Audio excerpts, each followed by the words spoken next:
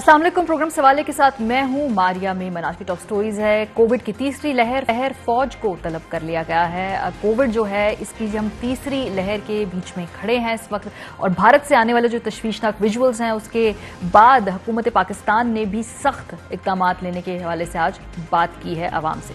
इसके बाद पीडीएम अब शहबाज शरीफ साहब के कंधों पर होगी क्या, क्योंकि वो बेल पर बाहर आ गए हैं। मुलाकात भी हुई है उनकी मरीम नवाज साहिबा से। सो ये पीएमएलएन लंदन की पॉलिसी हावी रहेगी या अब कुछ पीएमएलएन लाहौर जो है वो फैसला साजी में ज्यादा अच्छा किरदार अदा करेगा, ज्यादा कहते हैं एक्टिव किरदार अदा करेगा, इस पे बात होगी। ऐवान कैसे चलेगा?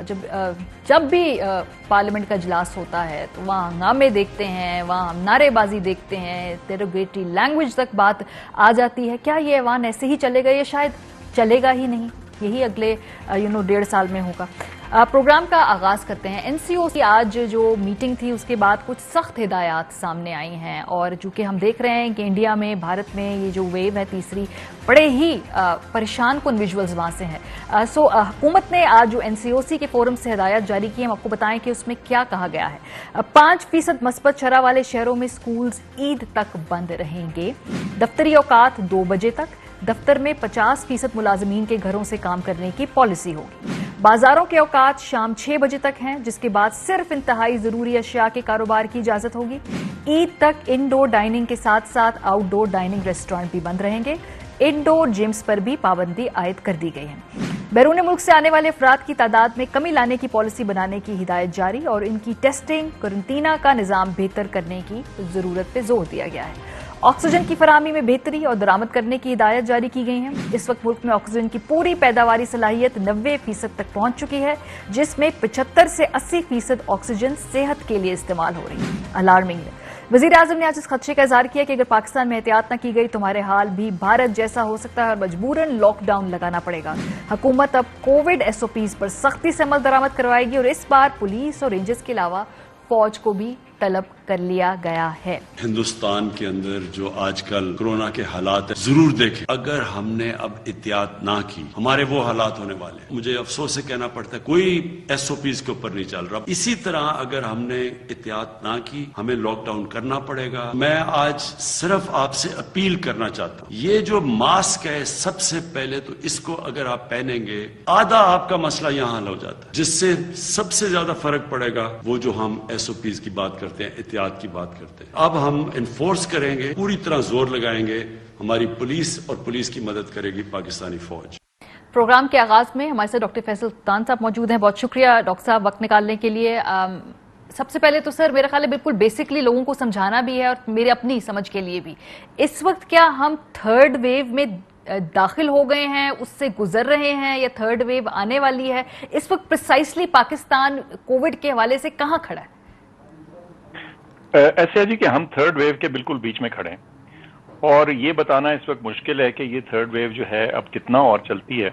लेकिन ये बिल्कुल क्लियर है कि थर्ड वेव पूरे जोबन पे, पूरे जोर पे है, और इसमें क्या इसकी पीक कब आती है ये कहना मुश्किल है।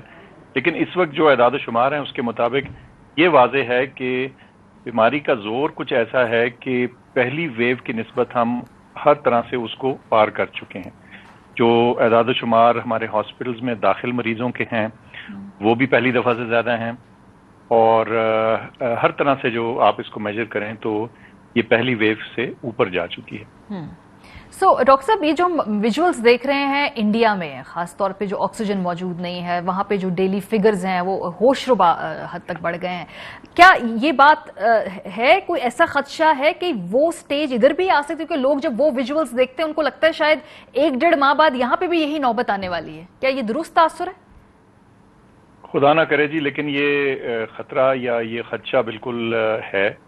उसकी वजह यह है कि इंडिया में जो चीज़ हो रही है वो उनकी भी ये अगली वेव है। उनकी पहली वेव भी काफ़ी बड़ी थी, फिर वो काफ़ी उनके केसेस नीचे चले गए, लेकिन फिर अब बहुत तेज़ी से उनके ऊपर गए।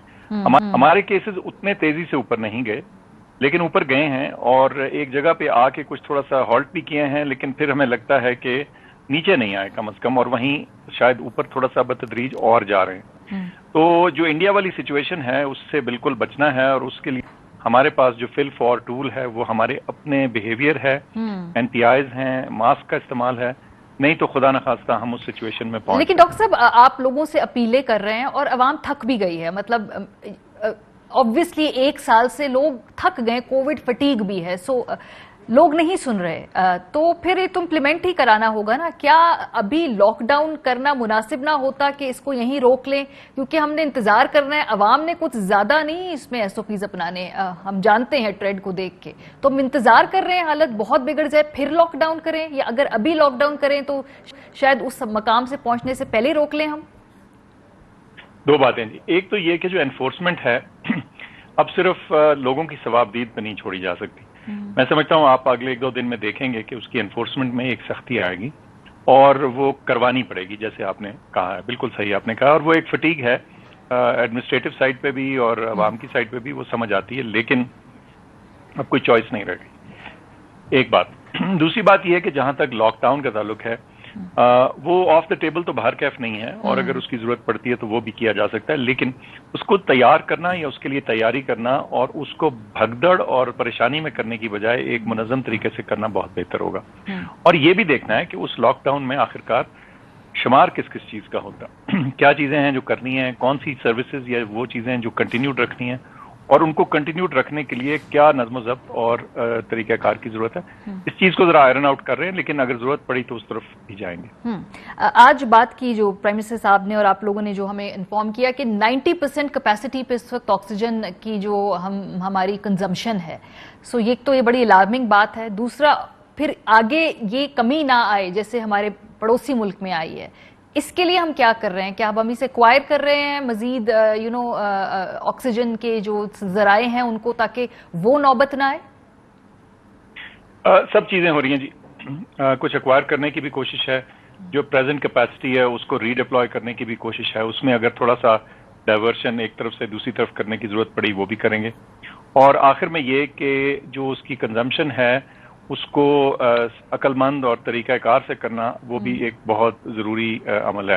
لاسٹلی یہ کہ آپ جتنی بھی کیپیسٹی بڑھا لیں وہ اوور رن ہو سکتی ہے اگر ایکسپونینشل انکریز ہوتی رہے, یعنی مریضوں کی تعداد اتنی تیزی سے اوپر جاتی رہے تو آپ جتنی مرضی کیپیسٹی تیار کر لیں وہ خراب ہوگی. تو اس لیے بیماری کو روکنا جو ہے میں سمجھتا ہوں وہ بہت زیادہ ضروری عمل ہے. سو ڈاکٹر صاحب ہماری اسٹریٹجی کیا ہے؟ کیونکہ ہم دیکھ رہے ہیں کچھ ممالک جو ہے بڑی تیزی سے ویکسینیٹ کر رہے ہیں, ٹھیک ہے, وہ ہماری ابھی اس وقت ہم اتنا تیز سے ویکسینیٹ نہیں کر رہے, تو پھر ہم کیا کریں گے؟ لاک ڈاؤن کیا کریں گے, پھر کھول دیا کریں گے, پھر لوگوں سے کہیں گے احتیاط کریں, پھر لاک ڈاؤن کر دیں گے, پھر کھول دیں گے. پلان کیا ہے؟ وٹ از گرینڈ پلان ہمارا؟ گرینڈ پلان بڑا سمپل ہے جی. جہاں تک ویکسینیشن کا پلان ہے وہ بالکل آن ہے, وہ چل رہا ہے. اس میں ابھی تک وہ تیزی نہیں آئی تھی جو ہم دیکھنا چاہتے تھے. مین وجہ اس کی صرف اتنی تھی کہ جو ویکسین کی سپلائی ہے وہ اتنی ایشورڈ یا اتنی ہائی والیوم نہیں تھی. وہ کچھ امپروو کر رہی ہے اور مئی اور جون میں آپ فردر اس کو بہتر ہوتے دیکھیں گے. تو ہمارا خیال یہ ہے کہ 50 ملین یا اس سے زیادہ لوگوں کو اگر ہم ویکسینیٹ کر لیں اس سال, تو سال کے آخر تک پھر ہم اس سچویشن میں آئیں گے کہ ویکسین ایک ٹول بن سکے گا بیماری کے روک تھام میں.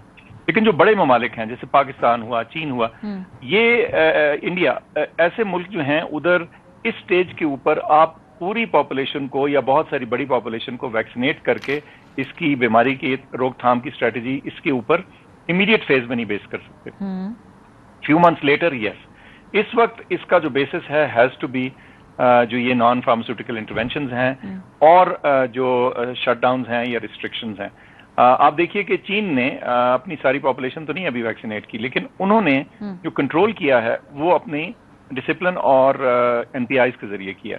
اس کے برعکس کچھ چھوٹے ممالک ایسے ہیں جہاں اتنی پاپولیشن تھی, جہاں فیزیبل تھا کہ چند ملین لوگ ہیں ان کو آپ ویکسین فراہم کر دیں, تو ادھر ویکسین کے ذریعے بیماری پہ کنٹرول ہوا. تو یہ اپنی سائز اور پاپولیشن کے سٹرکچر کے مطابق آپ کر پائیں گے. ٹھیک ہے. پھر ڈاکٹر صاحب لیکن یہاں پہ ہم دیکھ رہے ہیں سرکاری جگہوں پہ ویکسین لگ رہی ہے, لوگ لگوائیں, ان کی جو لگوا سکتے ہیں لگوا رہے ہیں, جو لگوانا چاہیں نہیں لگوا رہے.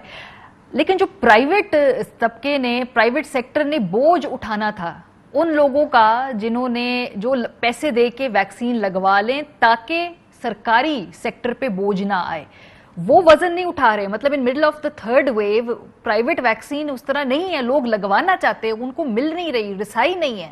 یہ ایک بلنڈر نہیں ہو جائے گا آگے جا کے؟ یہ گلوبل رسائی کا مسئلہ ہے جی. लोकल रसाई का मसला नहीं, बिल्कुल आपने ठीक कहा, लेकिन जो प्राइवेट प्रोक्योरर्स हैं उनको भी कोई खुली वैक्सीन नहीं मिल रही।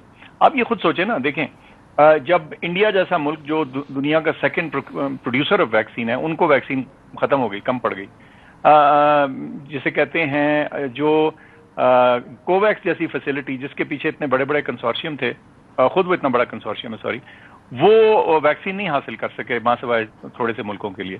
तो इस सूरत में आपके लिए चीज वाज़ेह हो जाती है कि एक्चुअली ग्लोबल वैक्सीन सप्लाई जो है वो इस वक्त मौजूदा डिमांड को मीट नहीं कर सक रही, और जो प्राइवेट इंपोर्टर्स हैं वो बातें तो करते रहते हैं, लेकिन एक वाज़ेह बड़ी सप्लाई उनके पास भी नहीं है।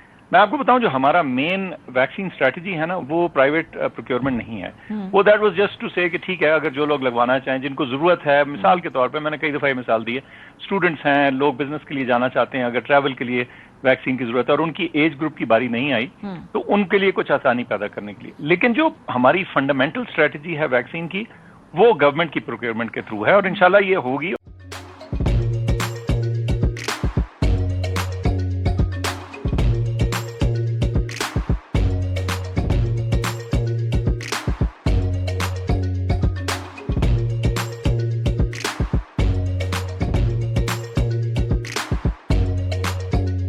Instead of saving up for a new toy or a trip to Disney World, a 7-year-old بدلاً من توفير لعبة جديدة 来自阿拉巴马州的一名7岁女孩没有花 एक नए खिलौने या डिज्नी वर्ल्ड की यात्रा के लिए बचत करने के बजाय Alabama Anstatt für ein neues Spielzeug oder eine Reise nach Disney World zu sparen, hat En stade für un neues Spielzeug oder eine Reise nach Disney World zu sparen.